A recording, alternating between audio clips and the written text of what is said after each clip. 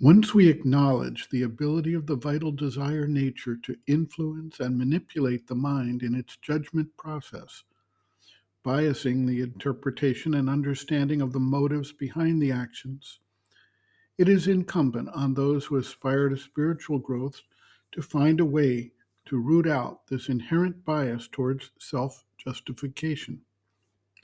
The mother provides a sure and straightforward method to accomplish this task. The mother notes, quote, one must be clearly aware of the origin of one's movements because there are contradictory velleities in the being, some pushing you here, others pushing you there, and that obviously creates a chaos in life.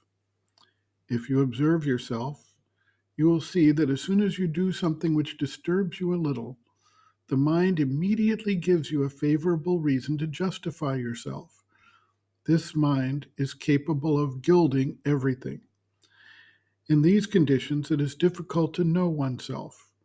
One must be absolutely sincere to be able to do it and to see clearly into all the little falsehoods of the mental being.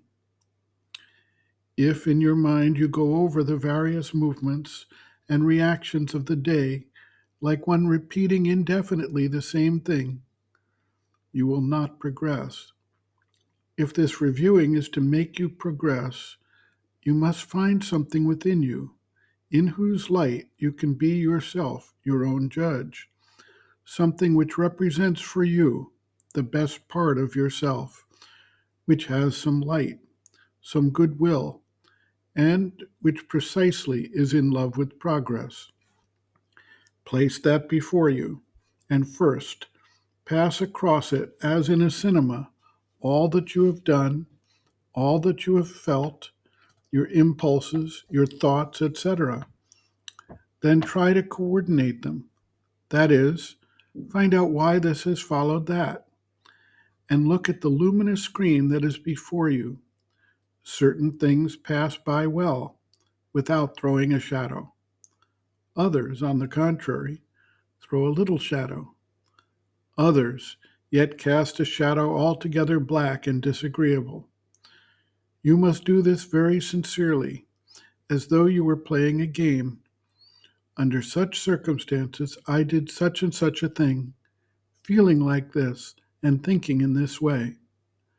I have before me my ideal of knowledge and self mastery. Well, was this act in keeping with my ideal or not?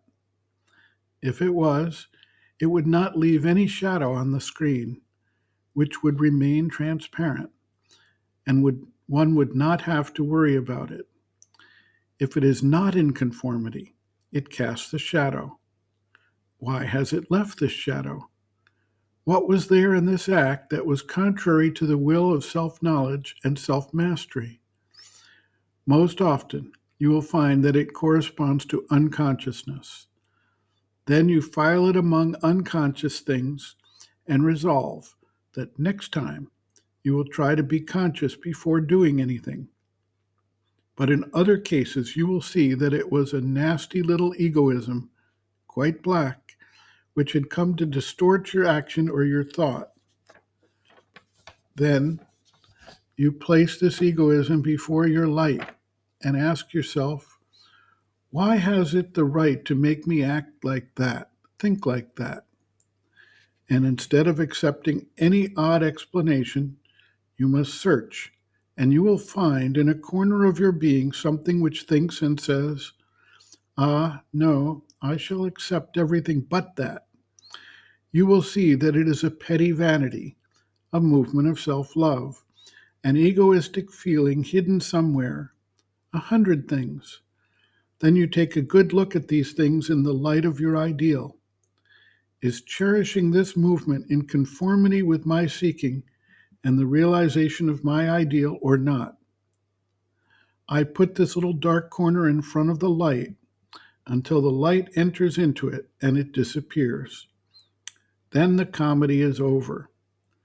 But the comedy of your whole day is not finished yet, for there are many things which have to pass thus before the light. But if you continue this game, for truly it is a game if you do this sincerely. I assure you that in 6 months you will not recognize yourself. You will say to yourself, "What? I was like that? It is impossible." You may be 5-year-olds or 20, 50 or 60, and yet transform yourself in this way by putting everything before this inner light. You will see that the elements which do not conform with your ideal are not generally elements which you have to throw wholly out of yourself. There are very few of this kind. They are simply things not in their place. If you organize everything, your feelings, your thoughts, your impulses, etc., around the psychic center, which is the inner light, you will see that all inner disorder will change into a luminous order. End quote. Reference: Sri Aurobindo and the Mother, Our Many Selves, Practical Yogic Psychology, Chapter 6, Some Answers and Explanations, pages 204 to 206.